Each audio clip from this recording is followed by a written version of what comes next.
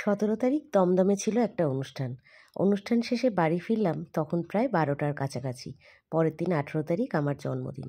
কিন্তু বাড়িতে ঢুকে নিজের পরিবারের লোকজন, বিশেষ বন্ধুবান্ধব এবং আমার কাছের কয়েকজন মানুষকে দেখে খুবই সারপ্রাইজড হয়ে গেছিলাম এবং ঘরদোর এত সুন্দর করে সাজানো হয়েছিল যে দেখে ভীষণ ভালো লেগেছিল।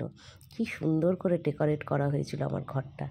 এরপর জন্মদিনের যেটা মেন পর্ব, কেক কাটা, সেই কেক কাটলাম এবং কেক কেটে সেই ছোটোবেলা থেকেই কেকের প্রথম অংশ মাকেই দিয়ে আসছি। মায়ের আগে আমার হাত থেকে কেক আর কেউ কোনো দিন খায়নি। মায়ের পরেই আমার ছোট্ট বোনের অধিকার, বোন মায়ের পরেই কেকের অংশটা পায়।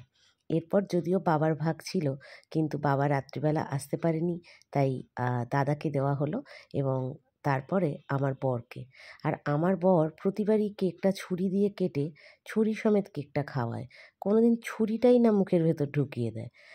এরপর আমার সমস্ত কাছের বন্ধুদের, কাছের মানুষদের এক এক করে কেক খাওয়ালাম আর তারাও আমাকে কেক খাওয়ালো। গল্প হচ্ছিল যে আমার কত বয়স হয়েছে। আচ্ছা বলো তো বন্ধুরা, মেয়েদের বয়স কি জানতে হয় নাকি মেয়েরা বয়স বলে? সব বয়সকেই সুন্দর করে ওয়েলকাম জানাতে হয়। মনের বয়সটা না বাড়লেই হলো। দিল তো বাচ্চা হে জি। মনের বয়সটা একদম শিশুদের মতো আমার এখনও আছে আর আগামী দিনেও থাকবে। আমার জন্মদিন বলে কথা, তাই আমার জন্মদিনে নাচানাচি, গান বাজনা, খাওয়া দাওয়া থাকবে না সে কখনো হয়?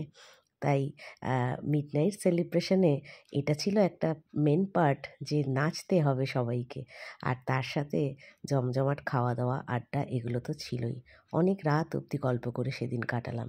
এইভাবেই হয়ে গেল মিডনাইট সেলিব্রেশন।